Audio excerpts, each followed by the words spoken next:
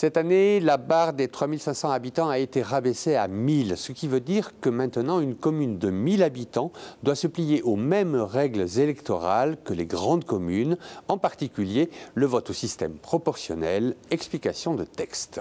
Désormais, les communes de 1000 habitants seront soumises à un système de représentation proportionnelle avec prime à la liste qui arrive en tête, la liste arrivant en tête obtenant la moitié des sièges et l'autre moitié étant répartie entre toutes les listes, y compris celle qui a gagné. Et de cette façon, la liste vainqueur est sûre d'avoir une majorité. Alors, autre nouveauté pour ces mêmes communes de plus de 1000 habitants, c'est la parité homme-femme. Les plus petites n'y sont pas obligées, mais c'est au niveau des candidatures que ce sera beaucoup plus compliqué.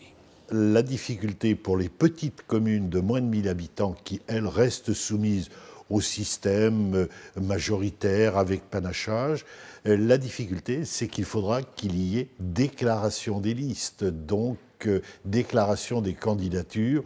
On ne pourra plus se retrouver élu conseiller municipal sans l'avoir voulu, comme dans le passé. Donc, s'ils ne sont pas inscrits, je ne peux plus voter ni pour mon médecin, ni pour mon facteur. Par contre, je peux faire la liste à ma sauce. C'est ce qu'on appelle le panachage. Vous allez avoir 2, 3 listes dans une commune de moins de 1000 habitants. Vous avez la possibilité de prendre des candidats sur une liste, de prendre d'autres candidats sur une deuxième liste, sur une troisième liste. Vous faites votre cuisine vous-même. En revanche, dans les communes de plus de 1000 habitants, surtout, pas de panachage, ne rien changer. Si jamais vous rayez un nom, vous modifiez quelque chose, votre bulletin est nul. Alors en résumé, moins de 1000 habitants, on vote pour une personne physique, candidate. Plus de 1000 habitants, on vote pour une liste bloquée.